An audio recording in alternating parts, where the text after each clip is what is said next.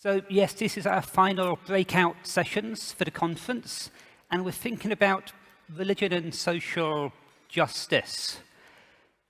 Now, social justice is often sort of contrasted when we talk about sort of dialogue against what's often called a tea party type of dialogue, where everyone gets together and they have your polite conversations and they share perhaps about their faith or their ideas, whereas the dialogue of action or dialogue for social action, dialogue for social change, various names, or dialogue and social justice as we have it here, is seen, if you like, as perhaps the more practical, on the ground, sort of changing things that are going on. And social justice has long been a part of many religious traditions. One thinks perhaps sort of here as we have sort of Julie Walsh, so if you like, through the Jewish tradition and back to its sort of Hebrew roots, of the prophets who often railed against sort of the kings of Israel, that we have to look after the poor, the needy, the dispossessed in the land. And what is often called Christian liberation theology speaks about, if you like, this priority that we should give to the poor when we think about how we're working in society.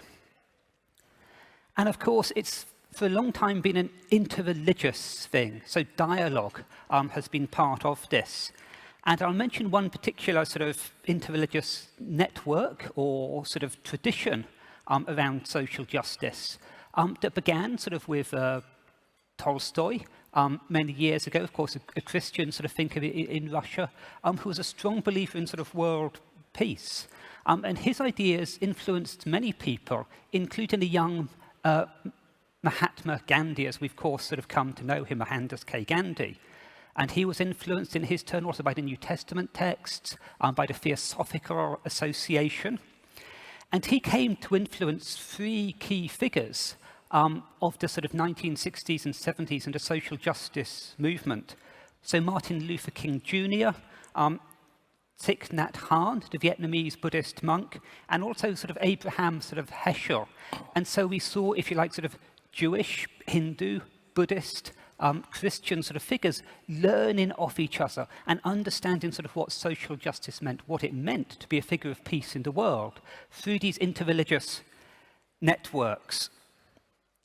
But of course, it's not just about saying that, you know, religion has these resources for peace and justice. We often hear this in interreligious circles, in dialogue circles. You can turn up to lots of dialogue meetings and people say, oh, religion is about sort of peace, it's for justice, we're working for good of the world. But of course, the religious traditions are also forces against social justice. They are forces of oppression. And of course, this is in the foundational texts of many of these traditions. It's not simply, if you like, some strange thing that gets misused. We see has often been spoken of, the ambivalence of the sacred. That's a phrase from Scott Appleby, an American sort of scholar, who's spoken about, if you like, both these positive and sort of negative aspects in religion. So as we come on to talk about sort of religion and social sort of justice sort of today, I needn't introduce our two speakers sort of for you, but we need to remember there's many dynamics at work, but also, if you like, many networks, both present and past, where we've seen interreligious communities come together to work on this. So if I could ask sort of my first good friend here, Somboon, to come up and take the stage, please.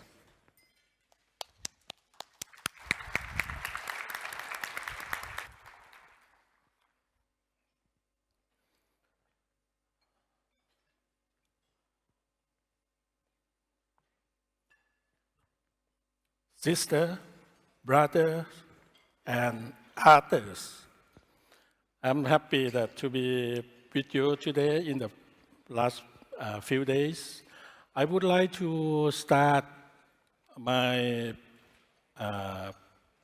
talk by recognize and acknowledge the part of our body that we have been using a lot, but we haven't been acknowledged or recognized in the past few days, because we have been using a lot of our ears, our eyes, our mouth, our body, but we forgot about our nose, which is, I would like to invite all of us to acknowledge and recognize we have the nose that we can breathe. I would like to invite all of us to acknowledge that first.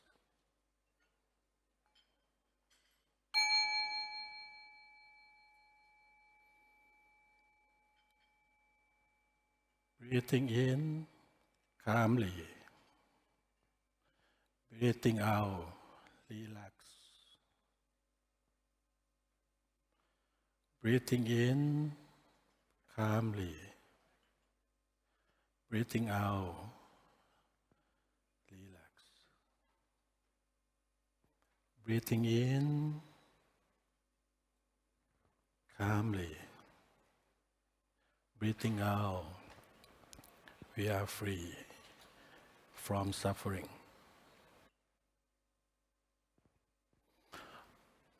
I'm start with this because as the Deputy Prime Minister said, we have to keep the balance very challenging.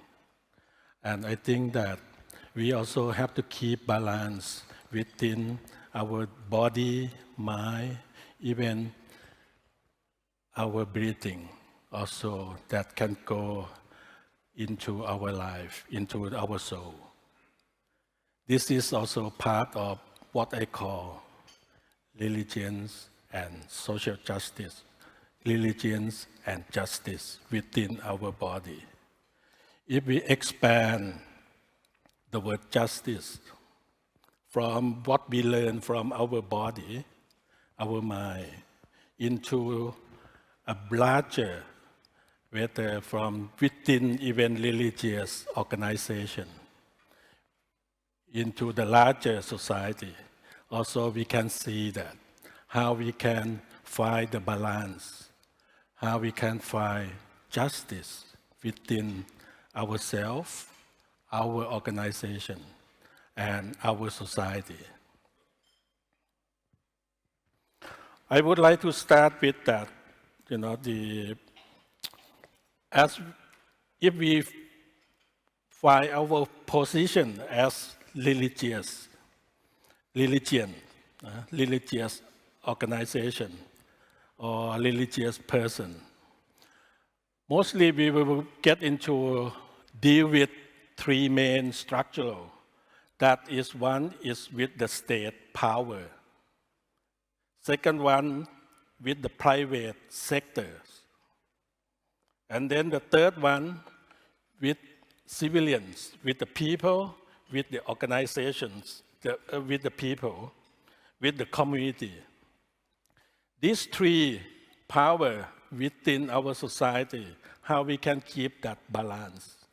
We can see that a lot of religious organizations rather take side into the government, into the power that be, which is, you can see that a lot, whether from my country, Thailand, or you can see that in Myanmar or other countries that took side into that.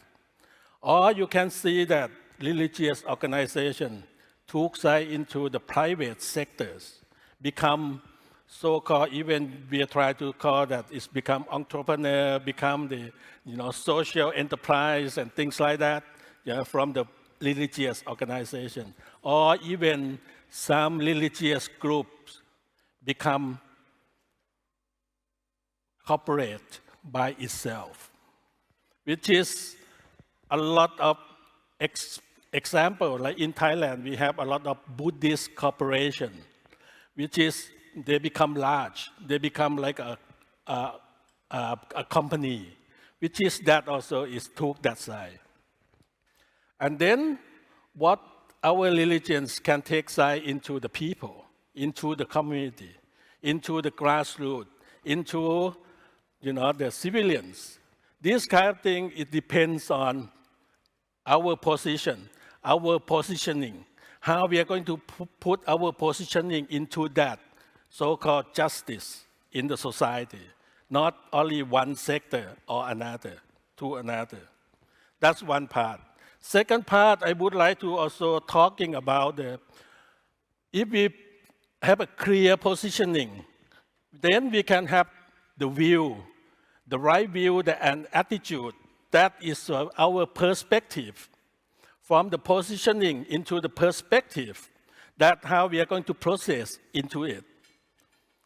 Thirdly, it's about process, how we, from positioning into the perspective, and then take into the process, into the action.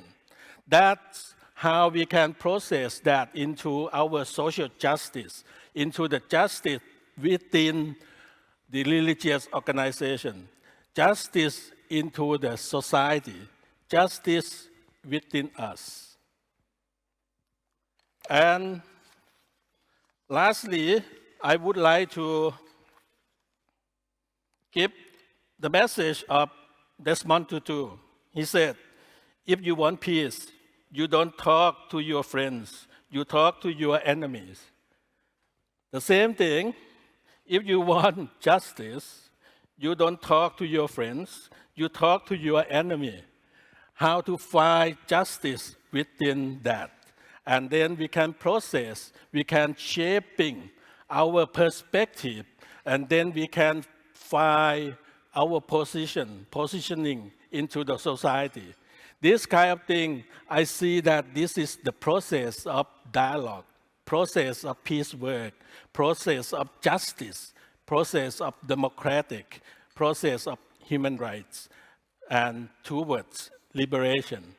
This is, I would like to start my message from here, and then we can discuss more further. Thank you so much.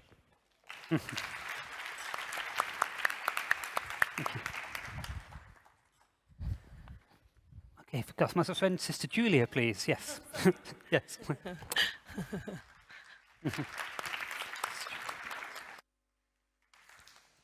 Before I begin my remarks, I'd like to invite you to listen to a song with me for just a little bit.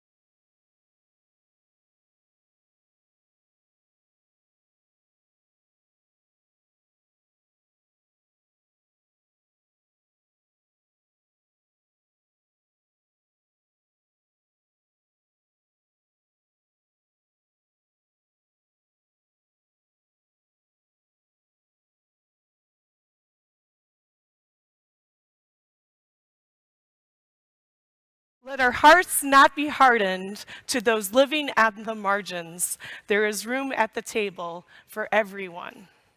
The first line of U.S. American singer-songwriter Carrie Newcomer's song, Room at the Table, offers a joyful response to challenges of racial, religious, and economic divisions. I suspect most of us here would agree. Diversity can enrich and strengthen us. Yet, when we feel our limited capacities and resources, when we're operating from a scarcity mindset, we are more likely to leave people out, isolate, and separate. And when we do, we're not creating societies and structures that are inclusive and cohesive. Such scarcity mindsets and separations, however, do not promote nor establish social justice. Honestly, my friends, I'm honored and a little nervous considering the brilliance of the minds and the work that you do, the gifts of everyone in this room, to stand before you to share a little bit of my experience and my story. As I've been preparing to come here and be with you, I've I've been thinking of this song, Room at the Table, a lot. And I've discovered a desire to echo Carrie Newcomer's refrain. Let our hearts not be hardened to those living on the margins. There is room at the table for everyone. At this time in history, we are conscious of the upheaval. We've been talking about it throughout the whole conference. We know why our hearts could become hardened. It's been mentioned that climate change is causing migration, poverty, racism, religious conflict, extremism, and echo chambers online are dangerous as well. We've discussed how the COVID-19 pandemic has changed us. With over 6.48 million COVID-19 deaths worldwide, we each are impacted by the experiences of personal and collective grief, fear, and isolation. Some might say that the greatest tragedy or injustice, however, is when people can't access amazingly good food like I've been able to enjoy here in Singapore. Hungry and isolated, or when one is not comfortable with the other, they lose their sense of security and control. Fear is a breeding ground for extremist ideologies, for violence across divides. This is what happens when the other is considered a threat instead of a welcomed guest. Too long we have wandered, burdened and undone, but there is room at the table for everyone. I stand before you as a white, Christian, Roman Catholic woman religious, a Franciscan sister of Perpetual Adoration from the Midwest in the United States of America. As I see it, where I come from has formed my identity and influenced my perspectives. In the Middle Ages, in Italy, St. Francis and St. Clare of Assisi came to know their mission and belonging through their religious identity and community in relationship with Jesus Christ and others. As a Franciscan, I also understand that meaning and purpose is found in the collective, in the relational and communal identity of a person. I tend to say that since I am a Franciscan, for me, the meaning of life is relationship. The purpose of life is found in knowing and loving the other. As intimacy is built through ordinary relationships, the other is less otherized. We move from kinship. We move into kinship. We move from the me to the we. As a Catholic, I believe that every person is made in God's image and likeness, and therefore we are all called to honor the dignity of everyone. The Catholic Catechism proclaims that social justice will only be obtained by respecting the dignity of all people. The Holy Father, Pope Francis, has taught us that we will never experience true social justice if the human person is not the center of concern. And I, personally, am convinced that social justice is built upon equity, inclusion, and liberation. As we create sacred spaces of belonging and honor the dignity of everyone, we build community, and community builds justice. There is room for us all, and no gift is too small. There is room at the table for everyone. In relationship with others, I have come to know how I can show up and serve. I ended up starting an intentional community that brought people together who were lonely and separated in Chicago. We gather regularly for meals and for prayer, and we have these rhythms of shared work. But it's really our mission of offering refuge, offering a place where people can gather and share their dreams, where they can learn from one another, where they can experience a place to renew their hearts and their minds and prevent burnout, which is really important for change makers, for creatives, artists, and activists who are changing society. Here is what I know. Through ordinary interactions and regular commitments, community is formed. When grounded in clear values and structures, community is strong and healthy. And when that community has a mission that is about sharing with the other, it works when the participants in the community each have their own healthy religious identity. I'd like to just share some thoughts about healthy religious identity. And I want to suggest that no matter how complex the social injustices, no matter if we're concerned about the global or the local isolation and separation, most solutions are found in the basic act of sharing. Sharing space, sharing ideas, sharing materials, sharing stories, sharing our hearts.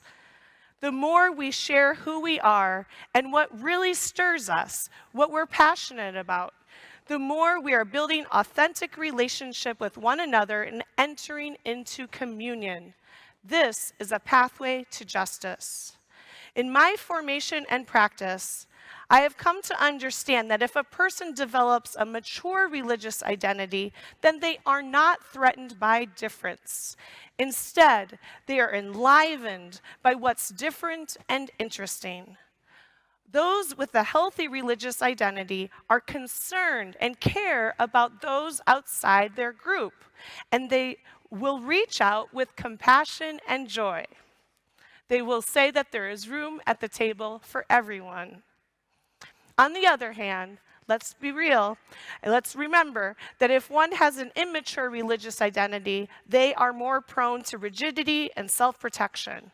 The other is understood as an enemy, a threat, and it becomes justifiable, unfortunately, to use violence and force. Because we know, the studies reveal, that for the individual, being part of a group that opposes another group clarifies one's personal identity. So, there's much more I could say, but to just conclude, and we can get into this in the discussion. Those with a healthy religious identity are concerned about those outside their group. They reach out to the margins and promote social justice. And faith and civic leaders can provide effective servant leadership by building healthy community and reaching out to the margins, while modeling for others how to advocate for those in need, while they create spaces for community building. No matter who you are, no matter where you're from, there is room at the table for everyone. Thank you.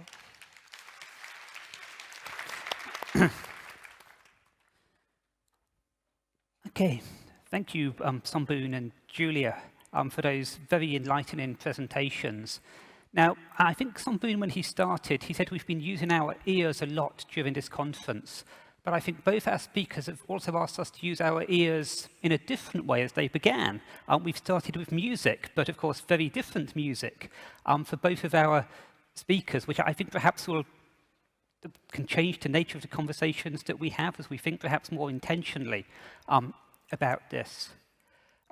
But also, I've heard this theme of identity come out strongly in what both you're saying, and of course this is a breakout specifically around sort of identity, and we talk in religion and social sort of justice.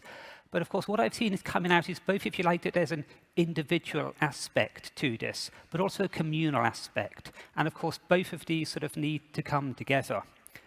So Julia, you've mentioned this notion like of healthy religious identities as being sort of core to this. And of course this is something we need to sort of build within ourselves, if you like, whether you're religious, of course, healthy non-religious identities as well, because of course the secular, the atheists are also part of this.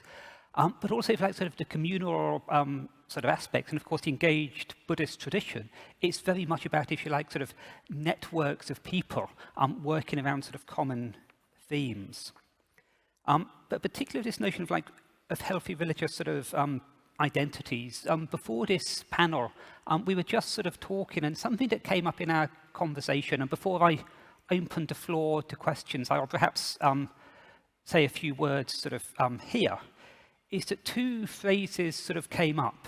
That with Somboon we spoke about the bodhisattva ideal as if like something inspiring if you like, the Buddhist religious identity towards social justice. And Julia talking about servant leadership. Maybe I could ask you to say a few words. So Somboon first, could you say more about how the Bodhisattva idea would lead into social justice work, please? Well, actually, it's Bodhisattva is come from with your within commitment. Bodhisattva vow, how you're going to commit yourself for the others, as well as to yourself. That is can go hand in hand, which is not separation between me and others. No? This is the concept of the Bodhisattva that can go into other side of the suffering together. This is the very much match with the concept of justice. How we can bring the people or the society into other side of suffering together. This is the part of it. Okay, servant leadership. Yeah, so I just want to uplift Robert Greenleaf's work on servant leadership and just name the 10 characteristics that have been distilled from his work. Thinking of how religious and civic leaders can promote social justice, promote healthy religious identities among their people, it's really about relationship and modeling for them, that they're comfortable with difference.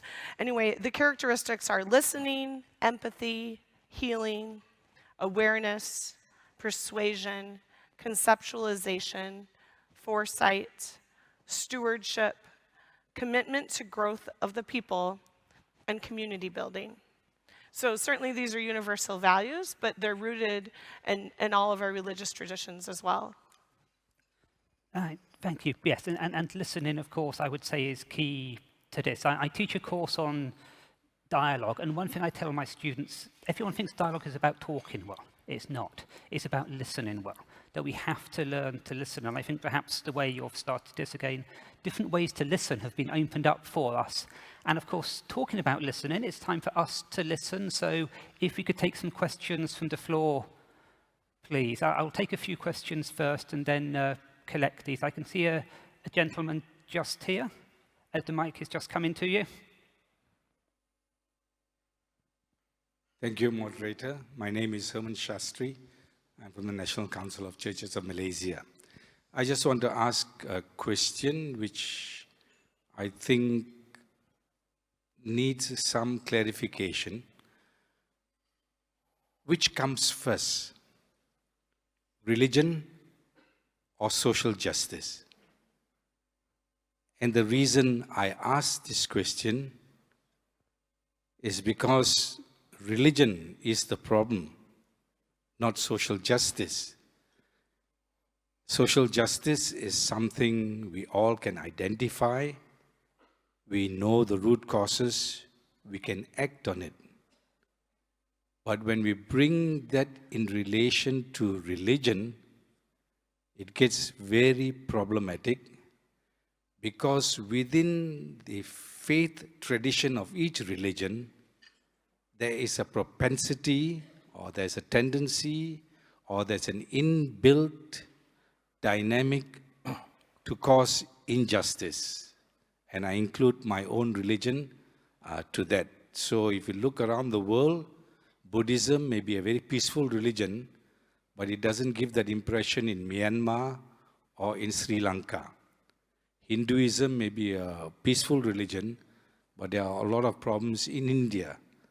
Christianity has a long history of injustice, and Islam also has a tendency towards violent conflict. So therefore, I think that question is a very pertinent one. Which comes first, social justice or religion? Thank you. Okay, thank you. Excellent question. I said I will try and collect a few questions. Okay, yes, we have a lady just here, please. Yeah, it's got a mic just come in. Hi, my name is Aisha Bucks. I'm from Melbourne. I run an organization called Salam Fest, which responds to Islamophobia. You talked about if you want to build peace, talk to your enemy. I don't like the word enemy, so I'll say people you don't like, or people who don't like you. And I thought that I could understand, because it's talk to them, build peace, which we do through Salam Fest. Salam means peace.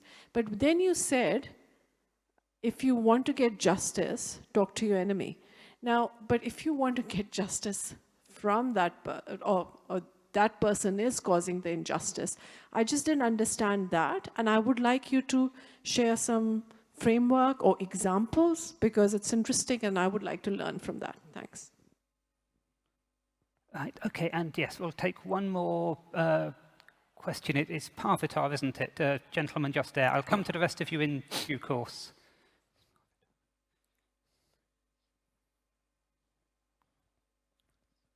Hi, thank you, Prof. So my name is Pavitra. I'm from... Hi, testing. Testing, yeah. So I'm Pavitra. I'm from Singapore. I spearhead the outreach for Sikh Missionary Society, and I've been involved in other interfaith efforts. I would like to respectfully disagree with the gentleman when he mentions that religion is the problem. I do not think contextually religion is the problem. If we look at it at a very scriptural context, and I must emphasize context, scripture has to be viewed with context, right? It's the social political narratives that followed that has caused fragmentation. Coming to my question about injustice, around the world we have seen where administrations, even in the US, certain narratives can be very politically driven that can cause injustice for minority groups, minority faiths. So when faced with such circumstances, how do we combat these narratives? What sort of framework do you think organizations or minority faith groups should adopt to tackle these narratives that come straight from the administration? And I will probably name, not too long ago, even with the Trump administration. So yeah, that's my question. Thank you. Okay, thank you, Harold. We'll start with these three questions. I'll just quickly go back over for you. So our first one was this religion or social justice question. Taking into fact that, as the gentleman suggested, that religion can sometimes be the problem. There's a propensity sometimes to injustice there.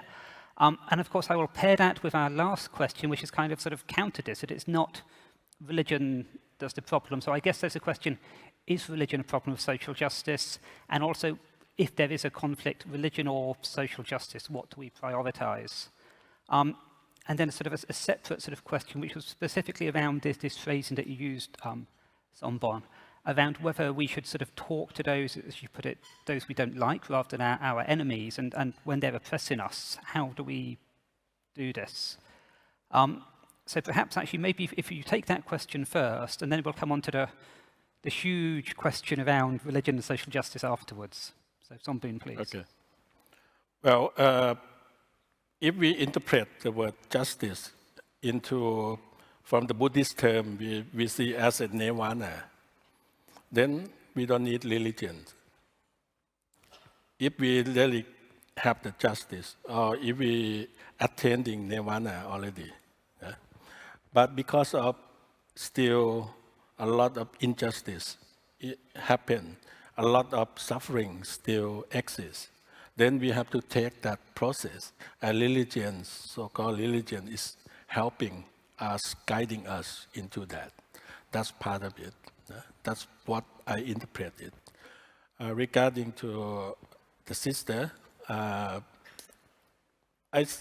if I change the word into the oppressor, that can be clearer in terms of, because a lot of the, even, for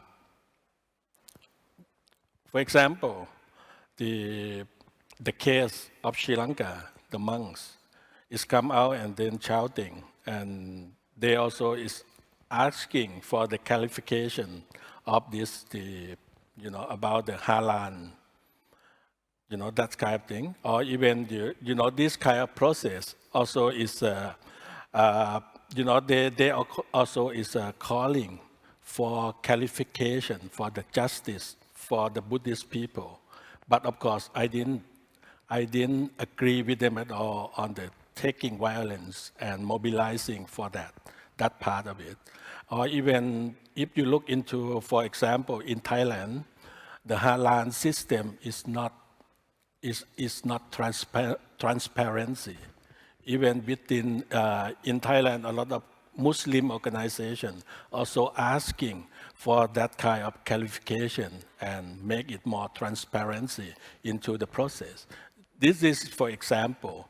I think also we need to get into the dialogue. We need to get to clarification to make it more equal or justice. Or even the term, if you know that in southern Thailand, there are the conflict over there, which is also now a lot of terminology that they're using. It's not about I hate you or whatever. They're asking for this kind of justice, social justice, to need clarification. That's why we need to talk to those who are different, and then have different views, have different ideas that we can come into that discussion and find a way out. Thank you. So the question of religion first or social justice, what comes first and how do they correlate is an interesting one. I think that's why I was trying to emphasize in my remarks that there's a difference between a healthy and an unhealthy religious identity and religious groups. And my conviction is that if a person's has a mature and a healthy religious identity, then they're going to be much more comfortable with what is unclear, what's unknown, what's mystery, what's confusing, if they're grounded in their identity and it's mature.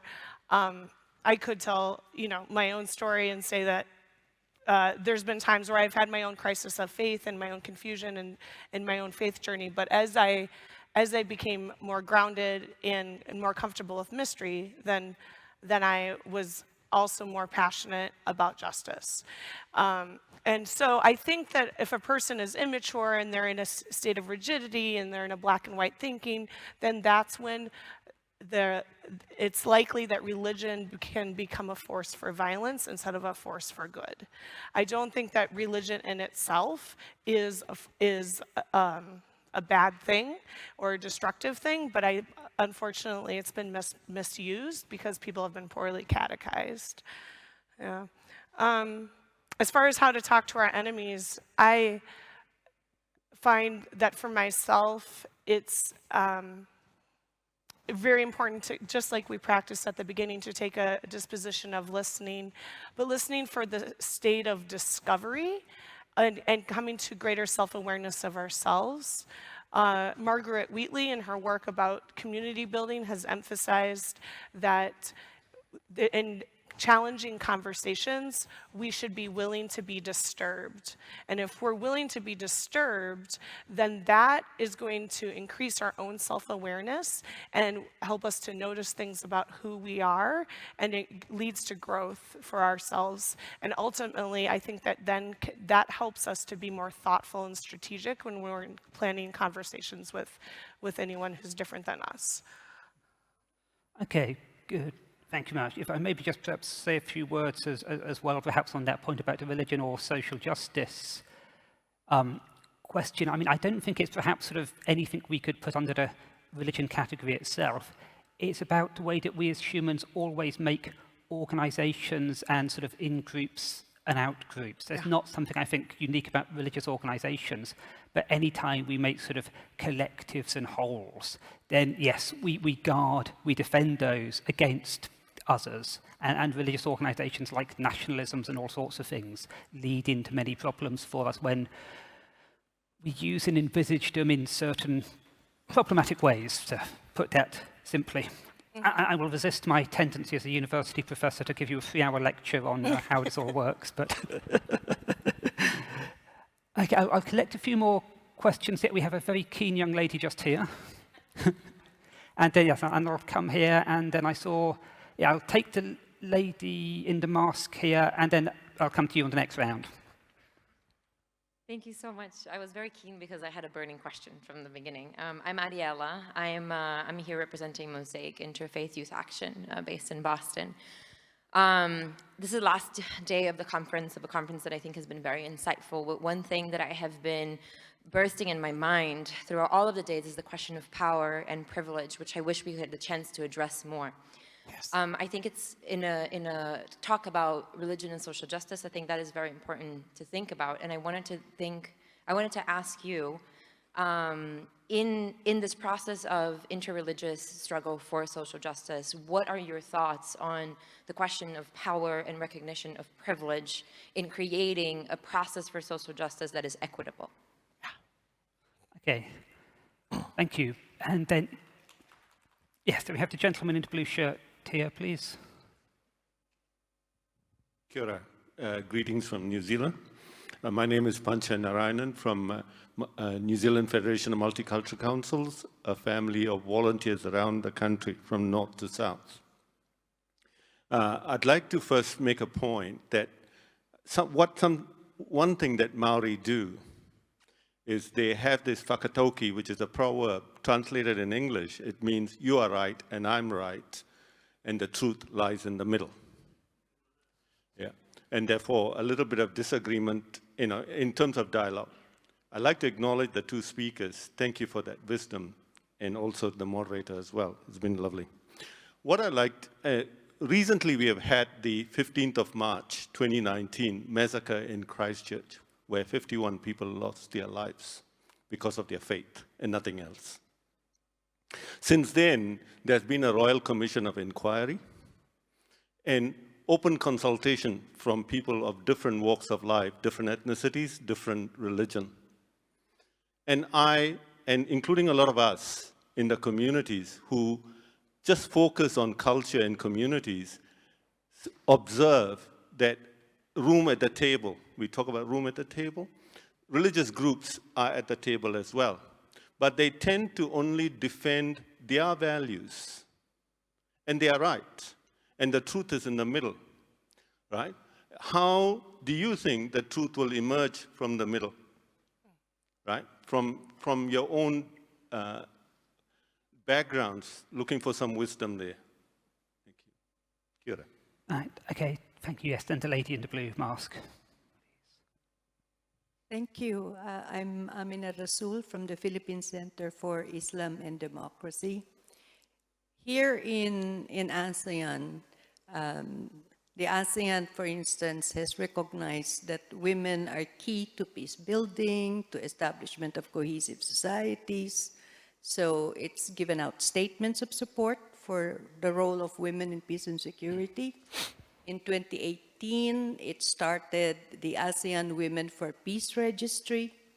And we've been spending the 2 days talking about factors to strengthen social cohesion. Now we're talking about religion and social justice.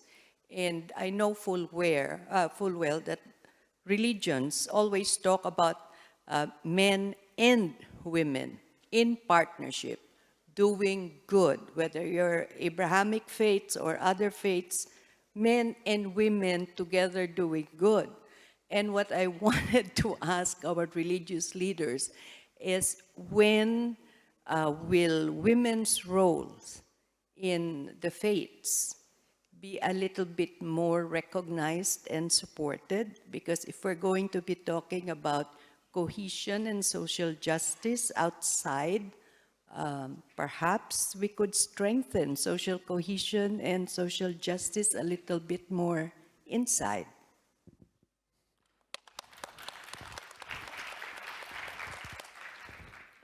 Okay, thank you very much. Excellent question on the women. We'll start there. I would just emphasize, of course, what we managed to do in this conference, that we start with Madam Hallam, the President of Singapore, and our next two speakers, we have Professor Lily Kong and Professor Catherine Marshall. So I hope opening with 3 women for an event like this is a little step in the right direction. But Julia, I think I'd better come to you first. Okay, thank you. Yeah, and As a Catholic woman religious, this is an awkward question for me to answer publicly, right? Do I have full power in the Catholic Church as the men? I have a lot of friends who choose not to participate in the Catholic Church to the fullest extent because they don't feel like they're a full member. And I think that the traditions sometimes move slowly as they change and evolve, but they are changing and evolving. And I applaud the Holy Father's efforts to give women more of a voice at the Vatican, and I think he's doing an excellent job at that. Okay, thank you. Somboon. Well, I think the question is connected. The power have the three kind of powers. One is power over, which is we can see a lot. You're talking about that. And then power sharing, how we can sharing the power within different groups, different sects, different ethnics, so on and so forth. And then power within, how we can develop that kind of what we discuss about education, about empowerment, about the learning, about the, those kind of things also, how we can, moving from the power over into power sharing and power within. That also is the transformation process, whether done by religious organization, by the education institution, or whatever. This we have to discuss and process it further. Yes, thank you. But I think it's an ongoing. I think it was back in 1989, Ursula King, a British scholar, said that women are a missing dimension in dialogue. And the fact that we're still talking about this now, sort of in 2022, I think it shows it's still an issue there. I said the next question we had around this Mary quote, "You are right, I am right, the truth is in the middle." Yeah, where do we meet? Where do we find truth in this? Yeah. To me, it's also connected to the power and the privilege question, right? Yep. Which social change can't happen if we're not being conscious of who has the privilege and who has the power. How can privilege and power be more equitably distributed? When I mentioned equity before my remarks, that's what I meant.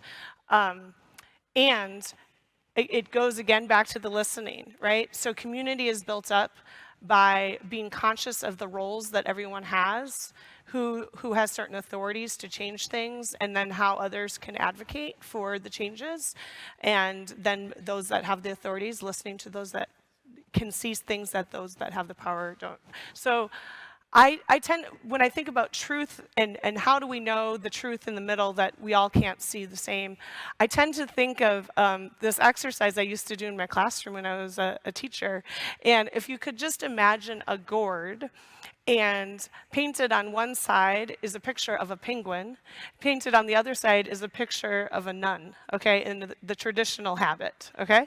And I used to have this under a cloth. I had two students stand and face each other in the room, and then I would put it in the middle between them and take the cloth off, and I would ask them each to tell the other what they saw. And it became this whole exercise about truth, right? And subjective and objective truth, and how only through listening to one another and being in conversation and really actually having some humility and openness to other points of view could the one person give up their stubborn attitude that what I was holding was a penguin, and the other could give up their attitude that it was a nun. And together they would just agree that I was holding a painted gourd. Right, okay, yes, very interesting. It reminds me of that internet meme of the dress, the one that was either, was it white and silver or sort of, yes, blue and something else, depending upon the light that you interpret Yeah, it through. yeah, Yes. exactly. Blue Yes. dress, black dress, right? Yeah, we have these different notions of truth. Someone, do you want to say any more about the power and privilege question? Well, when we talk about the truth, we have to understand whether we are talking about worldly truth or ultimate truth. That's two kinds of truth that we are talking. And that also is different. No? And worldly truth, of course, we have to base on different facts and whatever. And ultimate truth is another levels that we have to have different sensation to understanding about that. Not only brain or, certain kind of sensation. Have to go beyond that. If I may just also say that, in the States right now, there's several social movements happening. One is about, I would say, this racial reckoning that has happened after the murder of George Floyd, and how the consciousness has shifted from the smallest of businesses to the greatest of corporations, and everyone is trying to do racial reconciliation and work for peace, work for justice. And they're hiring consultants to come in and do some analysis about what's working and not in their organizations. And the DEI, diversity, equity, inclusion experts are constantly reminding us that what we need to have is cultural humility, and recognize that in sharing our power and sharing our privilege, whiteness needs to be decentered, uncentered, and we need to allow others to have more power and privilege. So I think this is an excellent movement for change. Yes, thank you. And I said also quite distinct questions. I think you've pointed out to that question around women, power and privilege, and this question of where we're looking for truth. These are very interconnected sort of kind of questions. And also perhaps at an event like this is much more like a top-down kind of event, and I've heard here lots of people, like we talk to religious leaders and it sort of filters down. Of course, that's only one side of what we need to do. There's the grassroots to building up. And of course, often it's the women much more involved in that grassroots to building up kind of sort of side than perhaps always sitting at the top table, particularly when we start talking to the religious communities, where of course men are still often in those positions. Okay, I'll take another round of questions. There was a gentleman over here waiting for a question, please, in the white shirt. Hello there, my name is Angus and I work at a university. There's a long tradition of justice requiring repentance and acknowledgement of past and ongoing forms of injustice. You see this with the Black Lives Matter protest, or the victims of clerical sexual abuse, for example, or LGBT plus groups.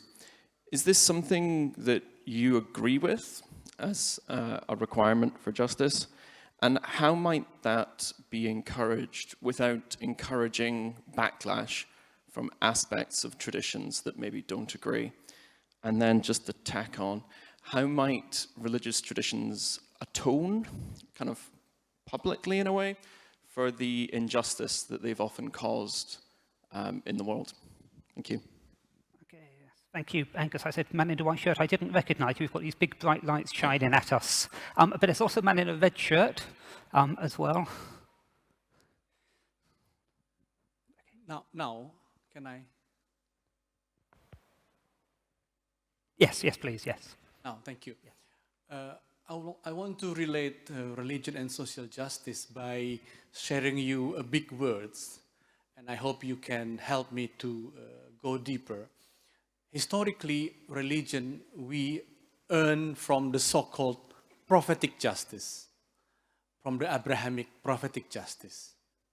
And then suddenly we learn again the so-called ideological or secular justice, which is working out quite dangerously through communism, under the name of justice, and they're trying to change the world. And then after secular justice, we learn again the so-called free market justice, and we learn from American capitalism that is the only justice available worldly today. But then suddenly, especially to Mr. Somboon, I learned the so-called mindfulness and justice as you share it. And I learned it from, for example, Otto Scharmer, the so-called U theory, when people need to change themselves to just life in order to earn and to spread the more justice society. Do you think that now is the chance for religion to use the so-called mindfulness and justice beyond those market justice, secular justice, even beyond prophetic justice as we have had it in our history? Thank you very much. Okay, and thank you. Thank you. My name is Li Feng. I'm from Penang, Malaysia. I'm from the institution called Harmonico, a Penang state-led agency that deals with matters, religious matters other than Islam. So thank you, Mr. Somboon, for opening the speech with meditation, because we are having a Peace 21 week, Peace 21, it's a festival next week to celebrate multicultural peace and harmony. So one of the program is meditation. Actually, my question is related to the gentleman just now, talking about mindfulness. So my question is there a place or the role of religious techniques or practices like meditation, is there a place or role in fostering social justice? Thank you. Okay, thank you. 3 excellent questions. I think maybe, I don't know if I need to say it here, but we've had, if you like, very Christian language come up in the first 2, this justice and repentance and the prophetic sort of justice there. And I think there's often a stereotype that if like this justice work, it's a Christian, Jewish, maybe Muslim kind of thing. But something I discovered many years ago, the world's first public hospitals were set up by Buddhists. If like this tradition of sort of social justice, of working for the world and sort of providing for people, has been part of so many sort of traditions in many sort of different places. And so perhaps these questions around sort of mindfulness and meditation, it's not sort of like sort of new things. You know, we've got 2,500 years of perhaps sort of thinking about this as well. I'll let you take all of these questions together, but in a sense they're very rooted in religious traditions. So, yep, justice and repentance, prophetic justice, and of course, again, I'm not sure what free market justice will be, whether you can put free market and justice in the same sentence, but I don't want to get down that.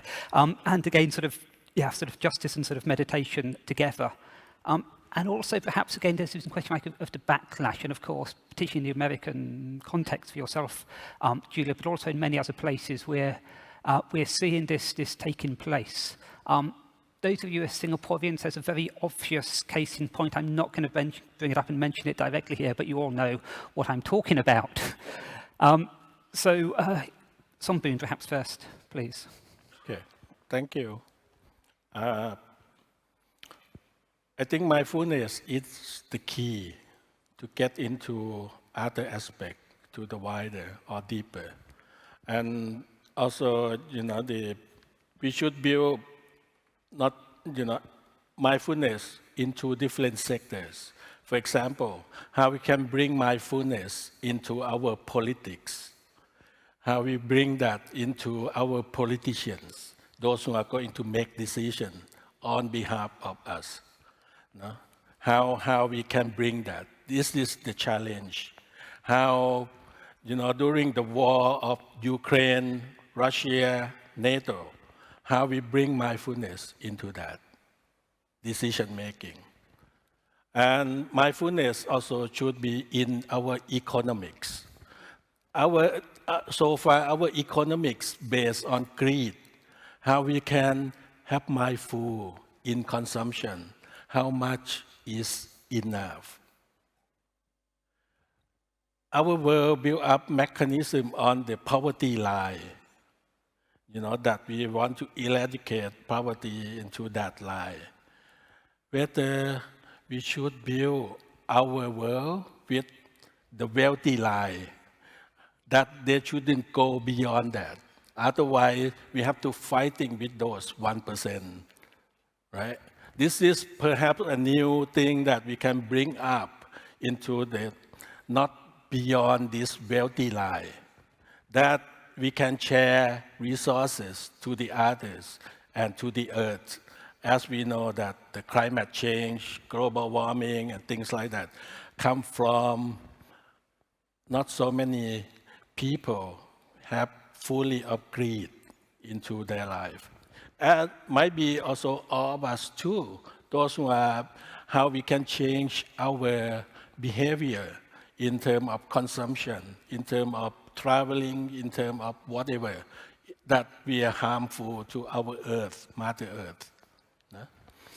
We should bring the mindfulness into our education, mindfulness into our family, and so on and so forth, beyond so-called religions, that everyone can do it, whether you belong to any religions or you are not. Regarding to about LGBT issue, from the Buddhist perspective, we not believe on creation. We have sex because we have lust. How we can transform our lust into love? That beyond sex, beyond, whether, how we can, we are in our Buddhism, we are talking about the process, transformation, how we can move from unwholesome into the wholesome. That's kind of process that we are talking about. And regarding to LGBT or whatever, we are quite moderate and try to encourage people to transform that. Thank you. I would like to just comment about repentance, and which I also connect to reconciliation. In the Christian tradition, our texts have a lot of scriptures that are prayers of crying out to God, saying that we're sorry for our sins, repenting and lamenting for what we've done wrong. And prayers of repentance, prayers of lament in community as well in our private prayers are, I think, vital in the development and the transformation of the person as well as the group.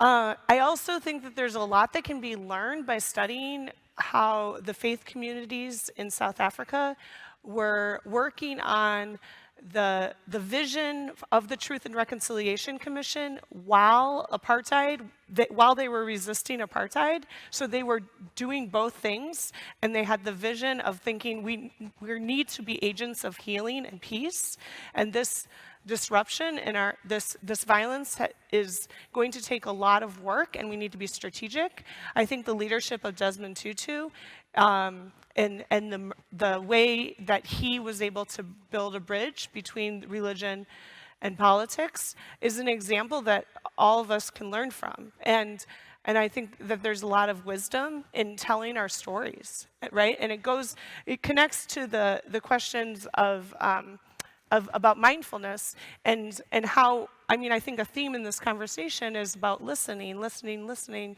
and that is what prayer is, that's what spiritual practice is, that's what mindfulness is it's about noticing what's going on in our bodies, what sort of things are happening in our hearts and in our minds, and then what mission does that drive us to, what actions do we do because of what we're experiencing in ourselves and in our relationships with God and with each other. Yes, thank you. And of course, bringing up sort of Desmond Tutu there, as we have our sort of Christian and Buddhist on the stage, of course, he's great friends with the Dalai Lama, and you'll probably also have seen those pictures together of Desmond Tutu and the Dalai Lama. They just can't stop laughing together. You can just see that the interreligious friendship between them, and of course, a lot of learning, deep learning as well, sort of underlying that. Again, like these peace and justice movements. Again, back at the beginning, I mentioned these sort of networks. Of course, a lot of that is fed in to how people like sort of Desmond Tutu and also sort of the Dalai Lama are understanding these kind of questions. If I could just ask you, because I think it sort of came up in Parvata's question before and we didn't quite get to it, but also the backlash question sort of came up here. That we live in very polarized societies in many ways. It's perhaps sort of less noticeable in some parts of the world, but this polarization is clear, whether within sort of Southeast Asia or various parts of the West or other parts of the globe. And sometimes this is between, if you like, religious and secular groups, within progressive people who might term it within religions, and more traditionalist, for want of a better sort of term. Of course, progressive and traditionalist, they can mean many different things. And it's almost like they're talking about different religious traditions, it might seem, different sort of notions of what justice is. And of course, I think this has been sort of partly sort of an issue here, that like, it's not that like there are people who believe in justice and people who don't, but we have different notions of justice. And so sort of perhaps many people, and I think you're likely asked about the US sort of case, many people who voted for Trump, of course, they're not the bag of deplorables. You've got good, just people who want to look after their families, they want their societies to be stable, and they thought perhaps he might find a world that would happen. I mean, they want what they understand as justice to be taking place. So perhaps you could sort of talk about how we would negotiate this backlash when, we all want to talk about justice, but we have different visions of what justice may be.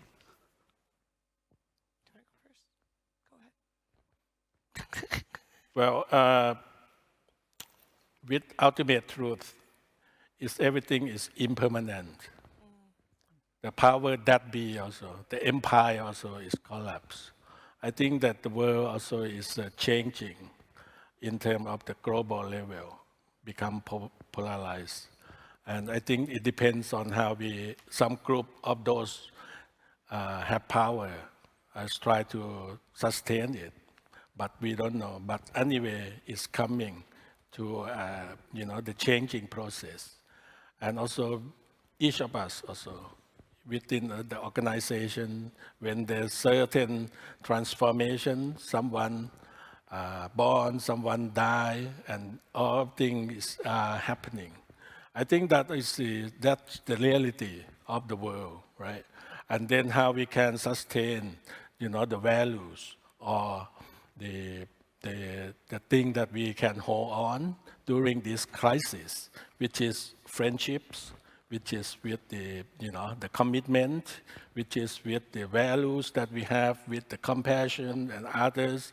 When sharing, you see during the COVID, how much people share to each other and care to the others, and so on and so forth. These kind of values that we have to maintain, whether some actor, those who are actor is passing, the values still remain into it, and how we can sustain that and keep that kind of value as our perspective. That's, as I said, how we are positioning ourselves, how we can have the perspective, and how we can process it. These three P that I sharing for today. Thank you. As a Franciscan, one of my core values is continual conversion, which means an ongoing change of heart and change of mind.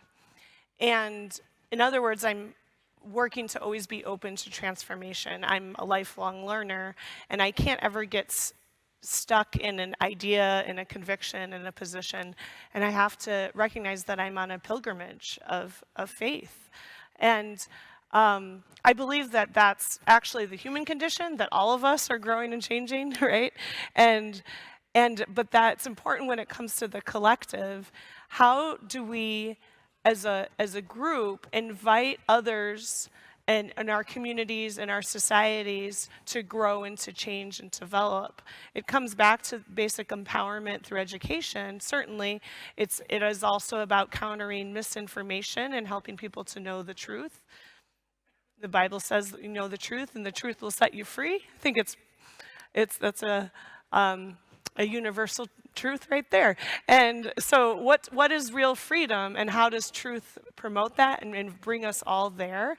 It comes with coming to greater self-awareness and collective awareness, and realizing that we're moving forward together. Just a metaphor to think about transformation that I've learned from my sisters in my community, and it's been very influential for me, is a train, and recognizing that there will always be those prophetic voices at the front of the train that know where we're going and are pointing everything out, and sometimes driving the engine. And there's other people that are very comfortable in the middle of the train, and there's some people who are looking back and wanting to only focus on where they want to be or where we were once before. But even no matter where a person may find themselves in the train, the group, the community, the whole body is moving forward together. And when it comes to humanity, I think it's the same thing. We are moving, we're progressing, and there's going to be resistance to transformation. That's a natural condition. Yes, thank you. I think, yes, the point of the constant movement is there a phrase I sometimes use to my students, because I use the term traditionalists for some of these conservative people. But I say the only thing, if you like, traditional about tradition is that it always changes. There's no such thing as a stable tradition. They're changing all the time. And I think people sometimes, they're very scared by this, and then they change, and yes, this can be a problem. Now, we probably have time for one more question before we wrap up. I can see, yes. Lady over there in the headscarf, for your hand up, please. Yes, I think, yes, we've got the mic. Come in. Hello, good afternoon, everyone. I hope you all had a good lunch. My name is Fara'ain Jaffa. I'm from Singapore. I'm an anti-bias, anti-racist educator. And I'm also a volunteer with Hedges, a youth-led organization that promotes social cohesion in Singapore. So I'd just like to start with social justice education calls for allies to dismantle bias and prejudice that exist internally, interpersonally, institutionally, and structurally, especially when we notice how overlapping identities experience discrimination or receive advantages/privileges. Keeping in mind that the impact of colonialism has caused some aspects of injustice to be internalized, and of course that manifests into structural injustices as well. An example being colorism. How can we reclaim and restore the narratives of the land when colonial institutions still largely exist today? All right, thank you. Excellent question on colonialism. I think maybe the two white people had better sit this one out, and Somboon, please answer. Oh, colonialism. Yes, colonialism is, yes, one of the problems we face. Sorry, I don't think that it should be on the burden of the non-white person to answer. Very good, yes. Thank you very much. Thank you. Yes. As you know, I'm from Thailand. We've never been politically colonized. But we are culturally, intellectually colonized. Right? Which is, I think the colonization is go deeper in not just only political aspect, economic aspect, cultural, intellectual, those kind of things, how we can decolonize. This kind of thing also. I really happy yesterday or the day before is talking about this, the education, the law in Singapore on LGBT and things like that, which is, that is, is a decolonizing, that kind of sodomy law, that also is, even in many countries, those under the British, have those kind of law. Even in England, in UK, nowadays is no more. This kind of thing also, we have to really dig it down, out into that, and then eradicate, and then planting with the new seeds. And we call that seeds of hope, seeds of peace into our ground, our land. I think this is the way that we can do it. Okay. Yeah, I guess I just want to say that, thank you. Thank you. And it's important for me, and I think one of the things I've been learning in my journey of transformation is how, as I'm working to decenter my whiteness, I need to step aside as much as possible. And I need to listen, and I need to ask the other, what can I do to help? And I regret that I was trained, conditioned, taught, formed to, as a white Christian, to be paternalistic, and I wish I could repent and lament in a way that would take back all of the ways that injustice has damaged humanity, harmed us so much. But it's important for us to just all practice cultural humility. I recognize that one of the questions in preparing for this that I kept asking myself, which is the practice in the States, is whether it would be appropriate for me to do a land acknowledgement before I spoke.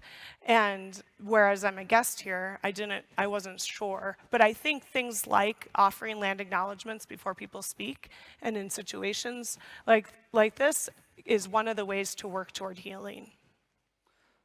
Yes, thank you. I didn't want to put the burden on him, but I'm aware, of course, we're also running out of time, and so I will bring us to a close here. So thank you very much to all of our questioners for those, and of course, very much to Somboon and Julia as well.